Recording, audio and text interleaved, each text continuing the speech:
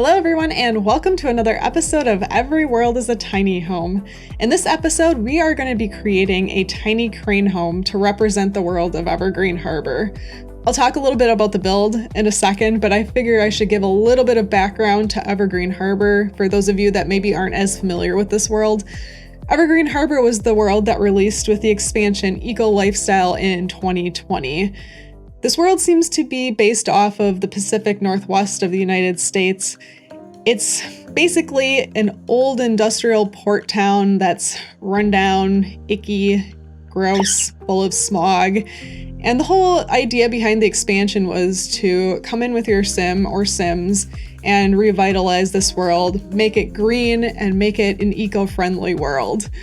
And of course, if you like the stinky, icky, smoggy filled world, you can keep it that way. You can trash it and yeah, you can do that too. I mean, your Sims aren't going to be very happy. They're going to be choking on smog. Like you will actually see them walking around coughing and they're not going to be happy. But if you want to do that, you can.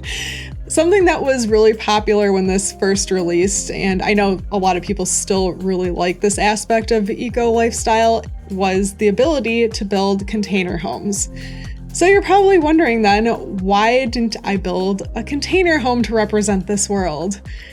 And honestly, yes, I did think about it for a while. I wanted to, but I also knew when it came time to build a home for Evergreen Harbor that I really wanted to make sure that this home was going to be a micro home. So basically, this is a tier 1, the smallest of the tiny homes. It's only 32 tiles because I just felt like that represented this world so well. So I've discovered that tiny living and eco lifestyle go really nice together.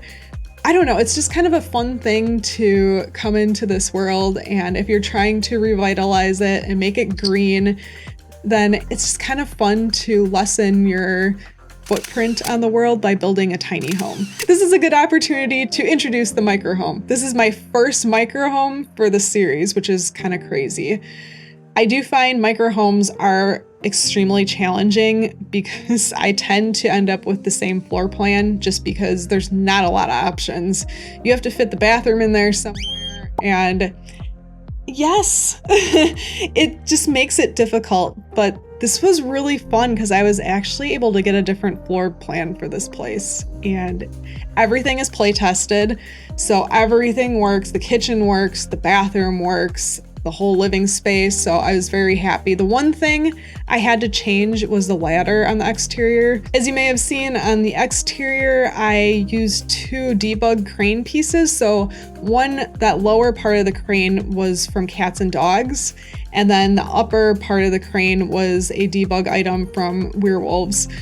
And I don't know, I think since I saw that crane from werewolves, I've been kind of wanting to do this idea for a while. And the thing is, this isn't even an original idea because I think this specific lot that I'm building on, when the expansion released, originally this lot I think was the one that had a crane home on it. It had one, like a separate house, and then like the old harbor crane that had like a little living space in it. Since this was a harbor town, I just thought that was so cool. As we work on the landscaping now, you'll see that I kind of made this lot a little bit grungy and not very nice. So my idea for this was maybe that a sim had come in and they're just kind of starting to turn this lot around. So they've taken this old crane and turned it into something new. I love that. I always love that idea of taking something old and turning it into something new. And then they haven't really got to the exterior yet. Well, kind of. Because I did put a recycler on the exterior, so I kind of figured the sim is slowly working at cleaning up this lot and taking like scrap metal and then turning that into things that they can use to make new items. I did not put in like all the items that came with the eco lifestyle because I know we have like the fizzy drink machine and then we have the fabricator, and I only put in the recycler and I put in a generator. And if you want to add to this, you can totally do that. I kind of left it open because you can either keep this lot how it is and have it kind of trashy and overgrown, Or maybe you'll come in and like kind of slowly renovate the exterior as maybe your sim is slowly cleaning things up and trying to make this more eco-friendly. I don't know. I kind of like that idea. We also have, I put in this trailer, which is also from Werewolves. We had a lot of really cool, like industrial, icky looking, junky looking things that came with Werewolves. And I love the pack just for, I mean, seriously, there's some really good stuff in debug, and then just our build and buy.